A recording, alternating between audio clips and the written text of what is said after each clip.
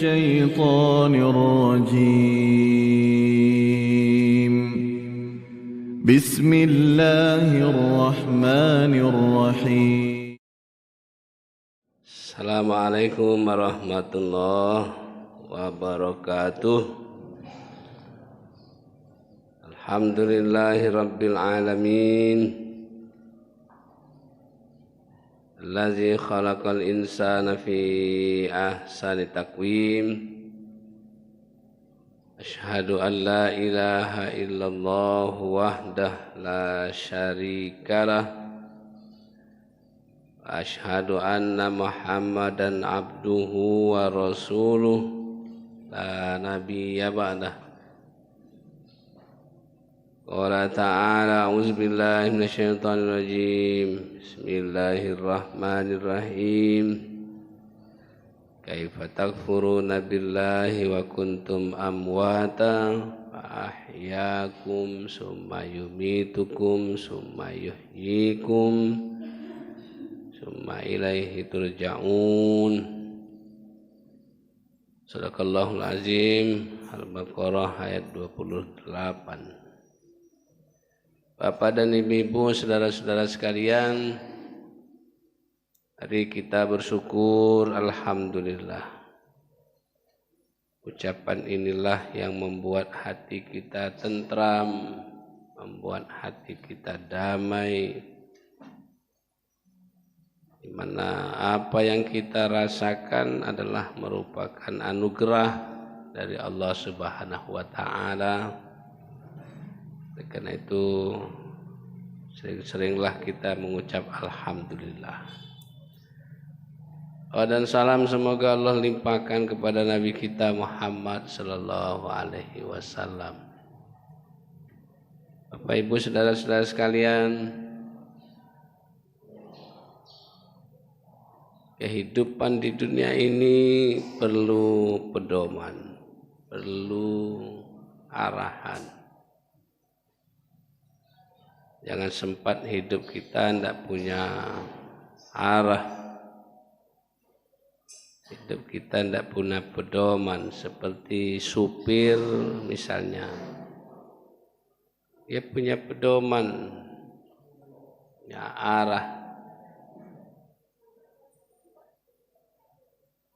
Penumpangnya ngomong, "Pak supir, lapar weh nak makan."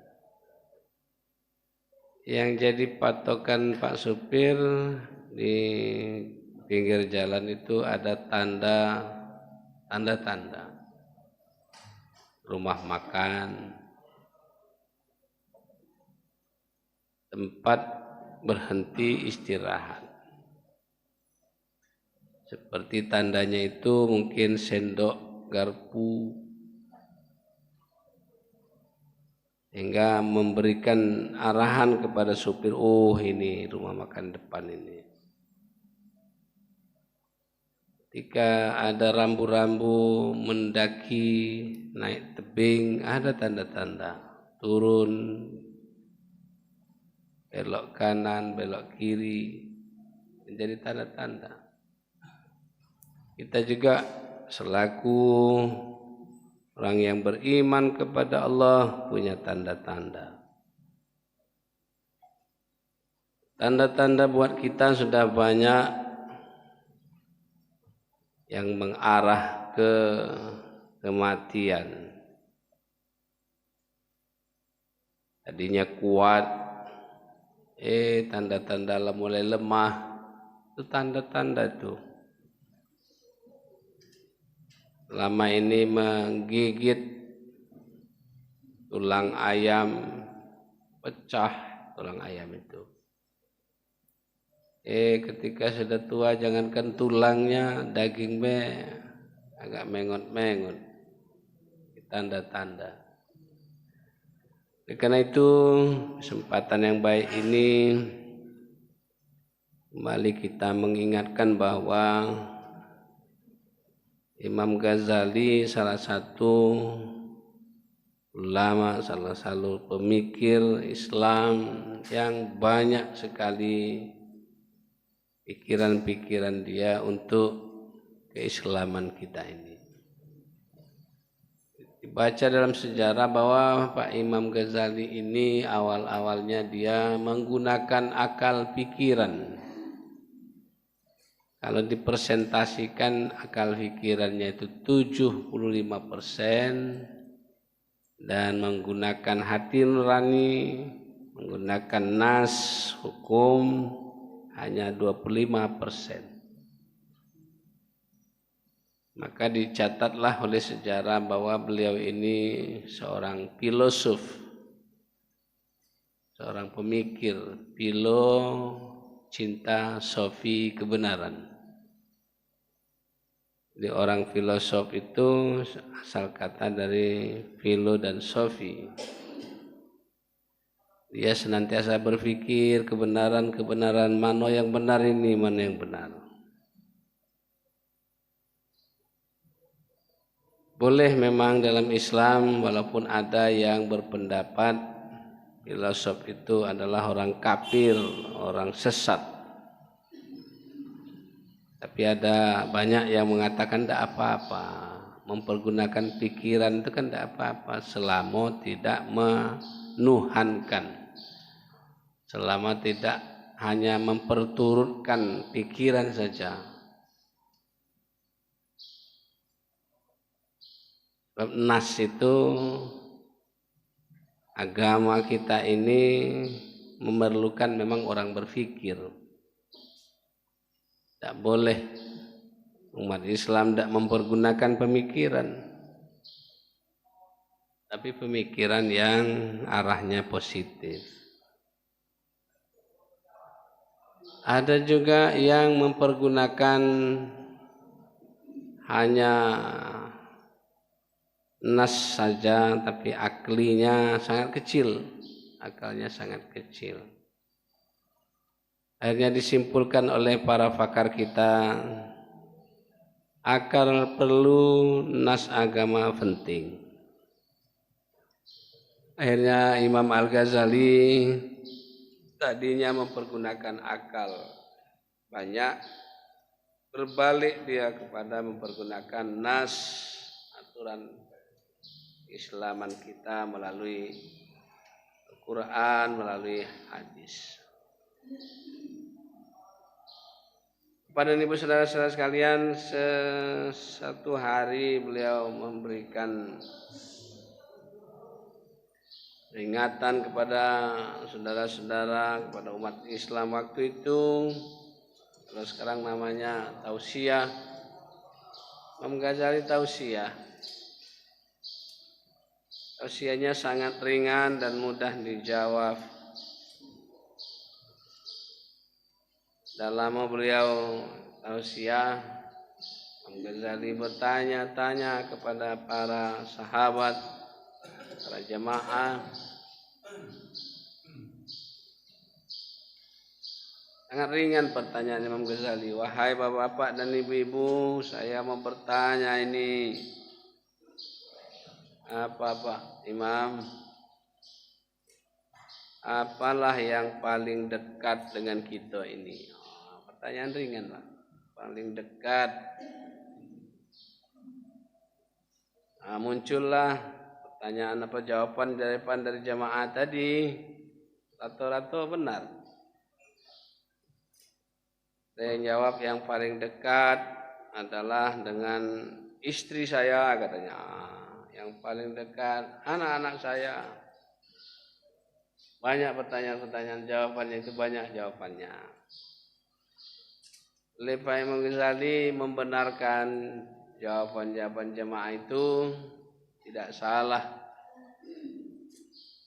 Namun beliau punya pendapat, ya Bapak Ibu yang dijawab tadi benar semuanya. Menurut saya juga yang paling dekat adalah maut. Lantas jemaah geleng-geleng, paling dekat dengan kita kematian. Itu Al-Baqarah 28 tadi. Kaifa takfuruna billahi wa kuntum amwata, mati.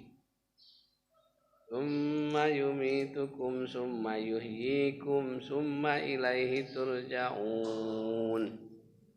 Ternyata kita ini matinya 2 kali, hidupnya 2 kali. Matian kata Imam Ghazali yang paling dekat dengan kita ini. Lantas jamaah bertanya, nah laparakna mati saya ini Pak ya? Ya paling umur kita ini 1000 tahun katanya. Di dunia ini tidak ada yang umurnya 2000 tahun, tidak ada. Yang 1000 ada, yang 900 ada. Rata-rata umat Nabi Muhammad SAW hanya 60 rata-rata, 70 rata-rata. Sekarang untuk 100 itu berat Pak, berat dan mungkin susah untuk menyampaikannya. Untuk sampai ke situ kan dekat Pak. Orang mau ke Palembang sampai di Lahat, Palembang itu tambah dekat. Lagi sampai Prabu Muli, dekat lagi. Lagi sampai ke Indralayu apa itu, tambah dekat. Data hidup kita 70, sekarang lah 60, 10 tahun lagi. Dan seterusnya. Oleh karena itu orang yang cerdas, orang yang pintar, kata Nabi, orang yang senantiasa ingat mati. Nah, ingat mati. Antara ingat mati itu adalah senantiasa kita beribadah kepada Allah Subhanahu wa taala. Inilah yang akan bakal dibawa untuk mati nanti. Seorang jenderal pesan kepada anak-anak buahnya, tapi jenderal yang bagus, jenderal yang iman. Saudara-saudara, Bapak nanti saya pesan ya, kalau saya mati nanti tolong tangan saya dikeluarkan dari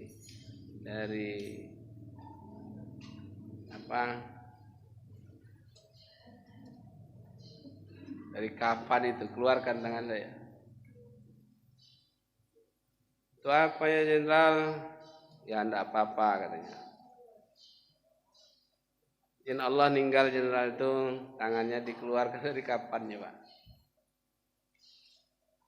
Banyak pendapat kenapa ini dikeluarkan. Salah satu pendapat bahwa jenderal pun mati tidak bawa senjata. Lihat tangannya kosong. Apalagi jenderal segala tidak bawa senjata. Walaupun saya jenderal matinya tidak bawa apa-apa. Jangan beranggapan bahwa saya jenderal matinya bawa senjata, kaki akan menembaki malaikat bertanya kepada dia. Si Fulan, apa nama Tuhanmu? Belum jawab tembaknya mana? Tidak ada. Kosong. Yang akan kita bawa adalah amal ibadah kita kepada Allah Subhanahu wa taala. Walaupun jawaban itu sudah bocor sekarang Pak. Sudah bocor. Rabbuka, banyak yang orang hafal Pak. Allah.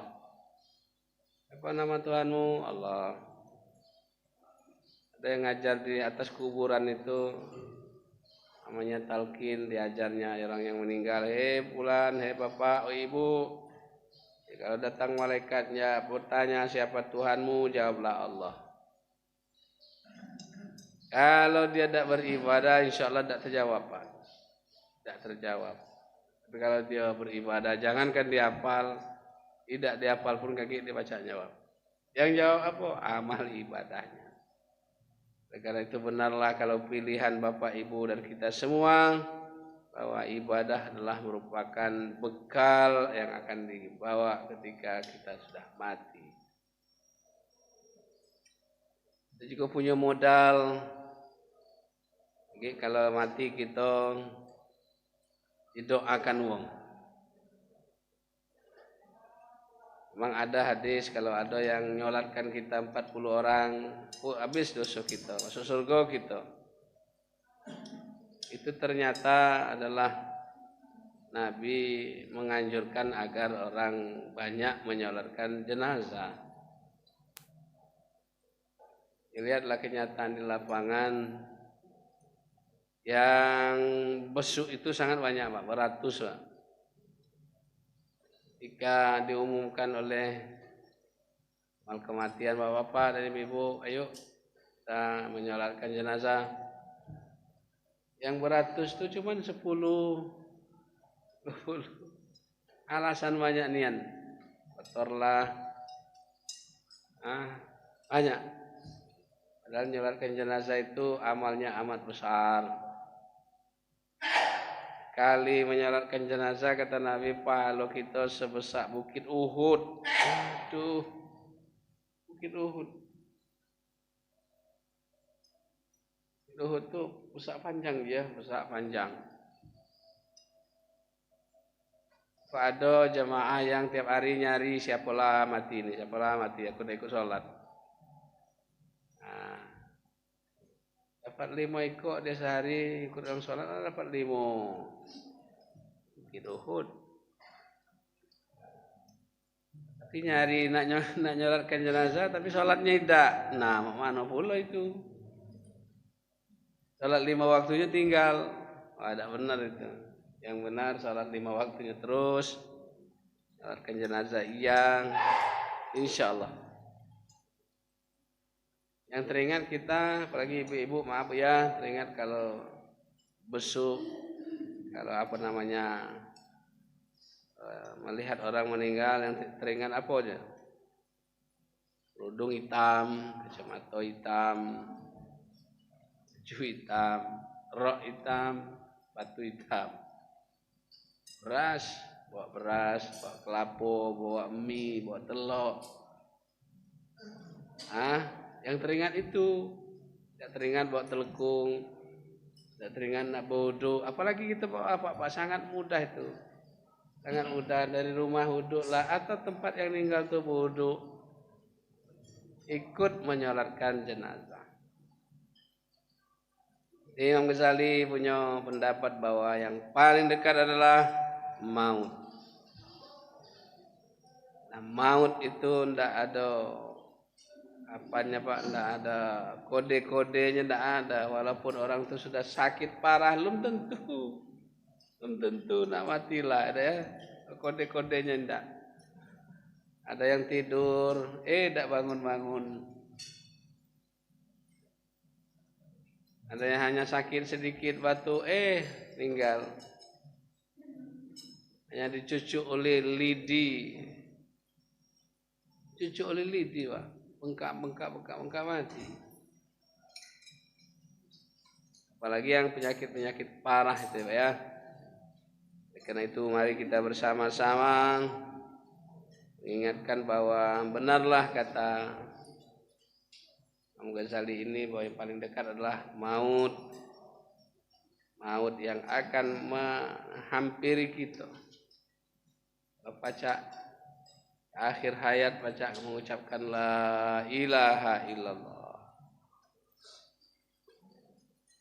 Yang kedua yang paling jauh apa ibu-ibu kata Imam Ghazali. Banyak jawabannya yang paling jauh itu dijawab oleh jemaahnya banyak. Baik kata Imam Ghazali, jawaban bapak ibu benar semua. Di antaranya pendapat saya adalah yang paling jauh itu waktu yang sudah berlalu. Waktu masa yang telah berlalu. Jauh tuh Pak.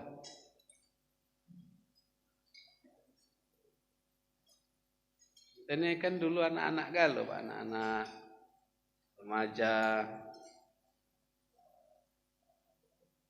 Ada yang mengatakan, uji remaja sekarang mana lah Pak, saya sudah lewat, saya pernah remaja dulu, saya pernah bujang, saya pernah gadis, kata yang betino ada ya.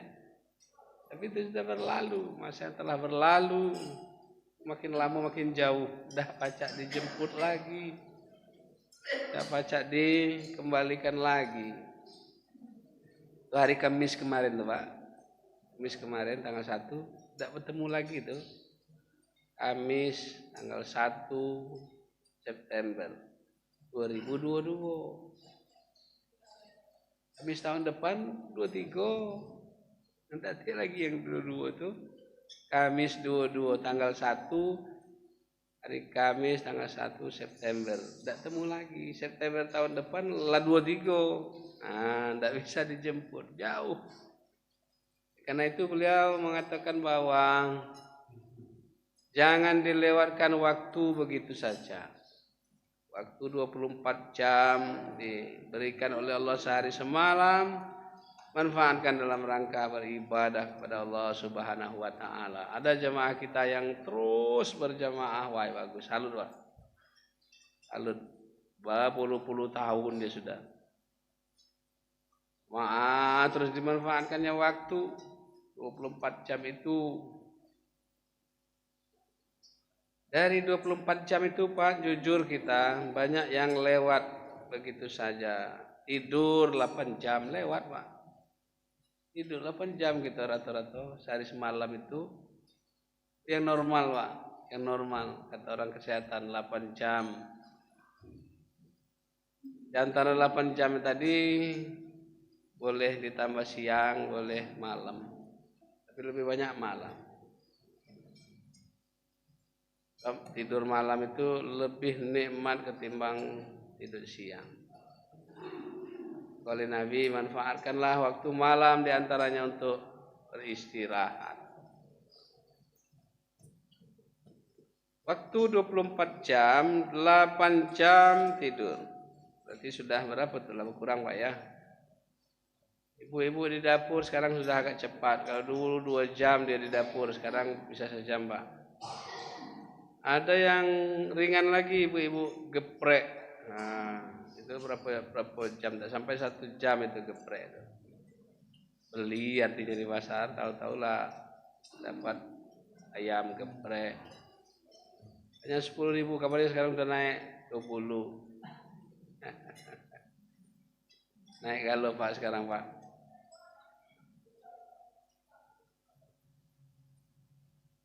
Karena naik turunnya susah. Minyak dunia naik, dia ikut naik. Minyak dunia turun, dia tidak ikut turun. Masya Allah. Paling jauh waktu. Saya pernah Pak umur 30 dulu, pernah saya ngitung-ngitung. Umur 30 itu dipotong sepertigo. 8 jam itu kan sepertigo dari sehari semalam Pak. 8 jam tidur itu sepertigo dari sehari semalam itu. Berarti sehari semalam sepertigo itu untuk istirahat, tidur. Kalau 30 tahun umur kita, 10 tahun untuk tidur. 10 tahun untuk tidur Pak, Masya Allah. Sepertiga. Kalau 60, sepertiganya berapa? 20 tahun. Itu tidur Pak itu. Syukur-syukur kalau tidurnya Bismika Allahumma ahya wa amut. Tidurnya dapat pahala. Tapi kalau tidurnya ya Allah berikanlah saya nomor yang jitu ya Allah. Mimpi aku yang jitu ya Allah. Tidak lagi jadi ibadah. Dia minta nomor. Pasang togel. Kabarnya togel itu masih ada Pak, walaupun gelap. Toto gelap, togel. Iya, Masya Allah. Sepertiga hidup kita habis untuk istirahat, belum habis untuk yang lain-lain. Pernah ikut Pak main gap Pak, main gap. Sejam tuh dikit Pak. Apalagi catur Pak. Catur itu sejam itu paling sebabak sekali main.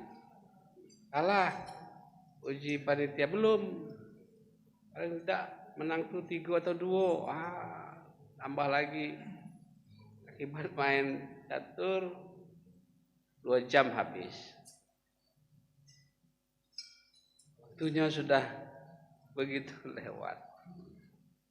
Pokoknya dalam ajaran agama kita itu yang di kodo-kodo itu ya tidak semuanya yang bisa.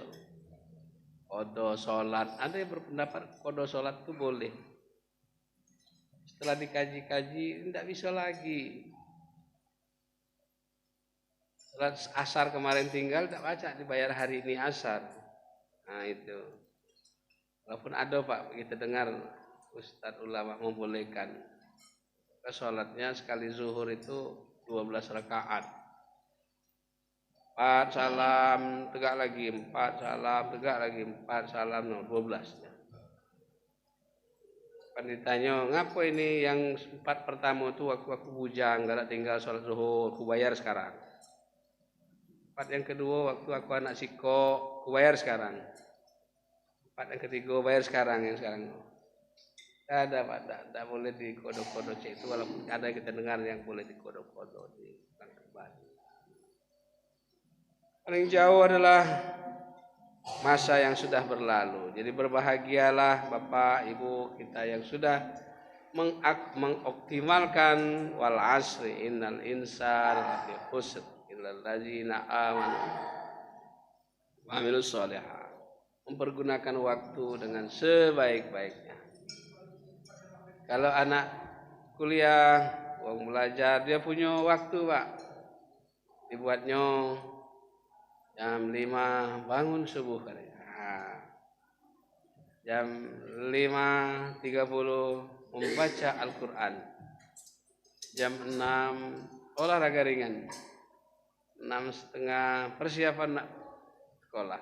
Nah, itu dibuatnya itu.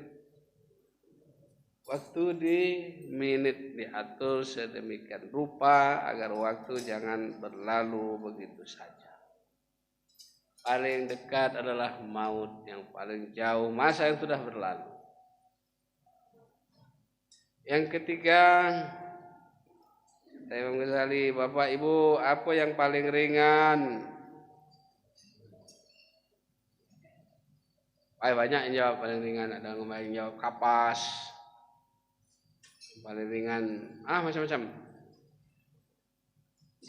Kata Imam Ghazali, oke lah. Menurut saya yang paling ringan itu berbuat dosa. Berbuat dosa, gampang nian Pak ya. Dikit-dikit bercarut keringan. Alak bangan. Mudah. Sangat ringan dan tak perlu nak ngambil wudu, tak perlu nak ngadap kiblat. Berbuat dosa Pak. Menurut polisi, berbuat dosa itu ada kesempatan, ada kemauan. Kemauan dan kesempatan. Kemauan ada tapi kesempatan tidak ada, tidak bisa. Kesempatan ada, kemauan tidak ada, tidak bisa. Kesempatan ada, kemauan tidak ada. Misalnya ada orang ayam mau lewat agak jinak dia, tidak liar. Wah ini tangkap bisa nih, digoreng nih. Maunya iya, tapi kemampuannya tidak ada. Kemampuannya ada, kemauan tidak ada. Jadi yang paling ringan berbuat dosa. Allah dalam surat Al-Imran, wal takum minkum ummatun yad'una ilal khair wa ya'muruna bil ma'ruf wa yanhauna 'anil munkar wa ulaika humul muflihun. Ngajak baik, mencegah kemungkaran. Kemungkaran itu mengandung dosa. Setelah kita amati, ngajak orang berbuat baik susah, mencegah berbuat mungkar lebih susah lagi. Ada preman ngajak orang berbuat mungkar, agak mudah. Ada ustadz, ada guru ngajak orang berbuat baik, sulit. Jadi antara ma'ruf dan mungkar itu tergantung kita. Boleh dengan perkataan, melarang orang melalui perkataan boleh Pak. Bagi perkataan sekarang itu melalui WA, agak mudah ngetiknya. Jangan begitu yang cepat Pak sekarang Pak, melalui WA, Instagram dan lain sebagainya. Tidak susah lagi. Orang bisa membaca itu lagi mau tidur dibaca bukanya WA-nya. Oh iya. Pelarang kemungkaran berat lagi. Di pasar itu informasinya Pak untuk melarang orang nyopet berat. Apalagi ngomong, "Oh itu copet tuh." Informasi dari pasar Pak. Tidak berani orang ngomong itu suka copet-copet. Yang tukang copet tadi sebutlah, ngomonglah kamu, tujah kau. Nah, akhirnya ya sudah lewat. Jadi yang paling ringan, yang paling mudah berbuat dosa. Kenapa berbuat dosa itu tidak perlu nak pakai syarat, tidak perlu nak pakai rukun, tidak perlu nak ngadap kiblat, tidak perlu nak berwudu, tidak perlu pakaian bersih, tidak perlu pakaian kotor.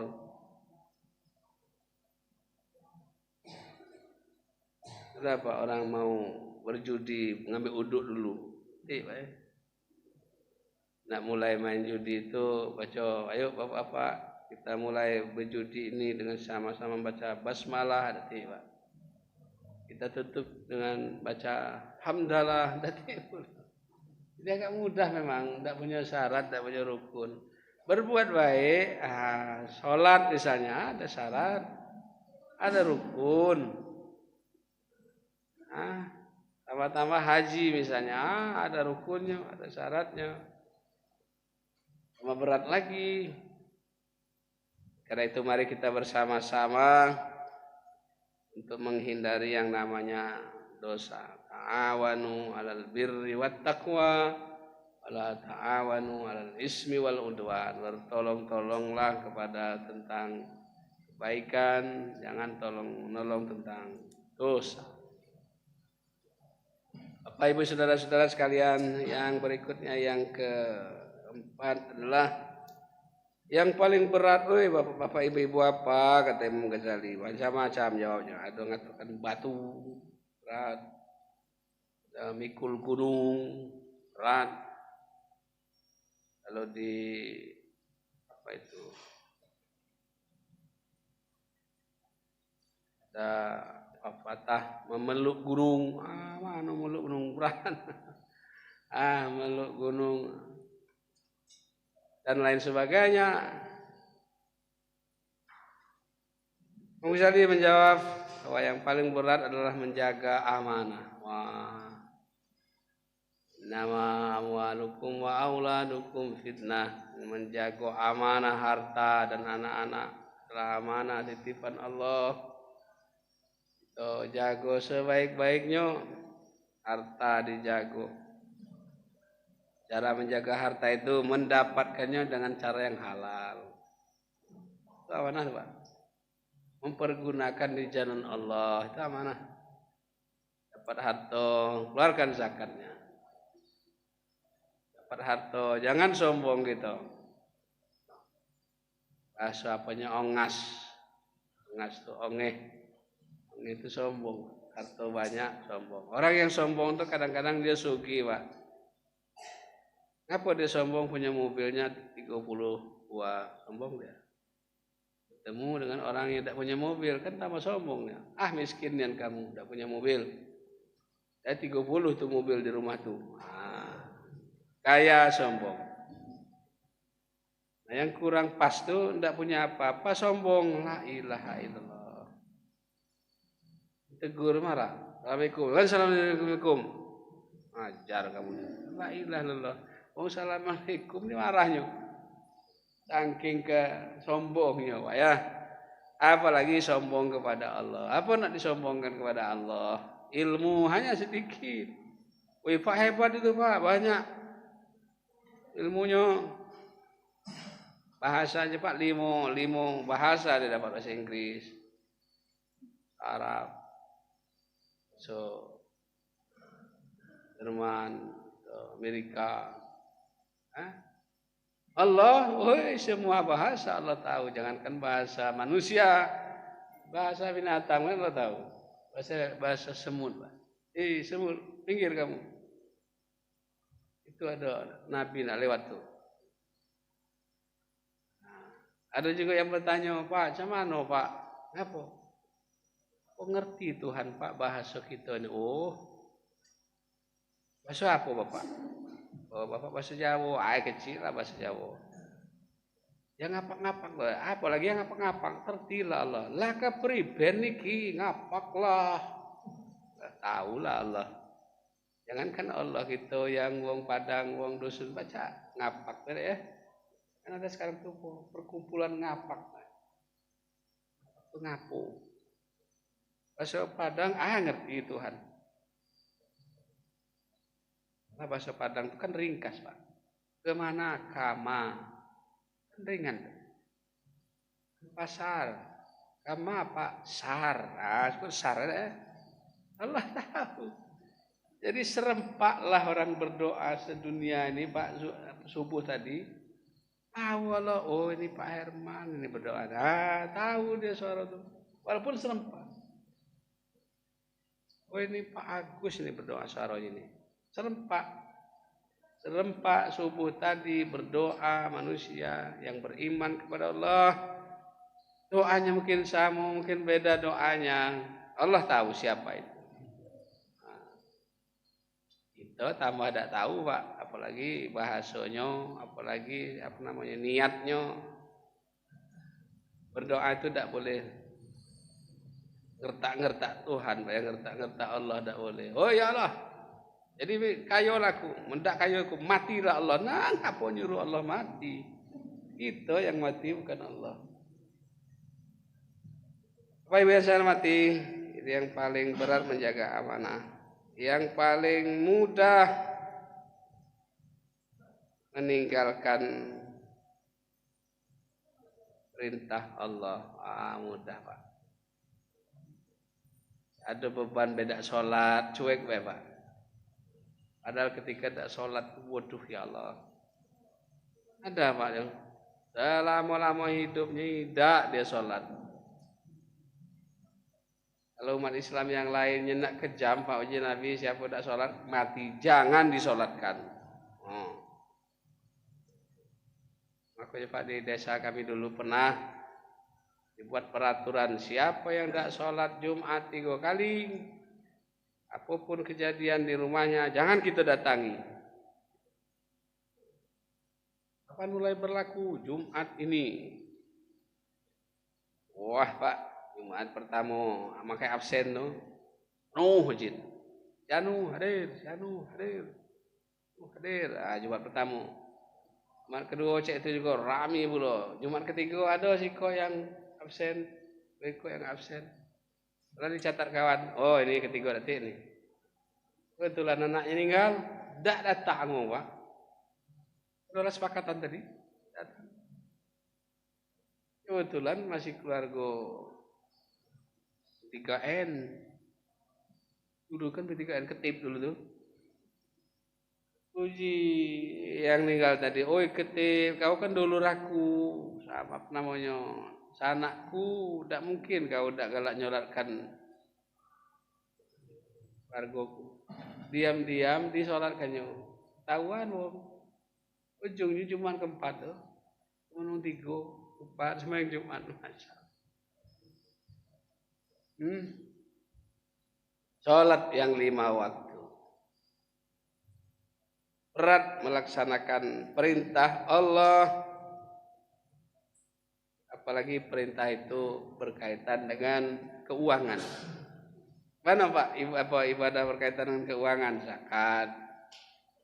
Berkaitan dengan duit tuh. Haji berkaitan dengan duit, berat Pak. Maka ada yang berpendapat apalagi sekarang daftar haji itu baca 23 tahun lagi berangkat, baca 25 tahun lagi. Kata yang berduit tadi, Padek duit yang 50 juta ini masuk di bank, ada anaknya, apalagi sekarang tuh anak yang besar apa Pak? Nabung di bank yang bunganya besar apa? Deposito. Padek masuk deposito baik daripada mendap di Kementerian Agama. Padahal duit haji itu nanti Pak akan dibalas, akan bunganya lebih luar biasa. 10 tahun, Pak, duit yang 25 juta itu pajak bunganya 25-30 juta. Besar tuh. Haji itu menurut catatan yang semestinya 70 juta, Pak. Jamaah haji yang kena cuma 35. Yang 35 lagi siapa? Subsidi silang namanya. Subsidi silang. Tak percaya, Pak, tanyalah. Yang umroh aja sekarang 30-an juta. Haji kok 35? Yang umroh cuma 7 hari. Yang haji 40. Kok 35? Jadi itu Bapak dan Ibu saudara-saudara sekalian. Yang terakhir pas jam 6, berat melaksanakannya adalah perintah Allah Subhanahu wa taala berat, mudah meninggalkan perintah, berat melaksanakannya.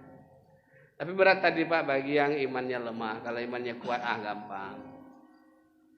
Salat imannya kuat, gampang. Zuhur cuma 4, asar cuma 4. Maghrib 3, isya 4. Silamula main game. Apa ki yang main game? Ya, itu bukan main, Pak. Berjam-jam, Pak. Apa tuh main game tuh? Iya.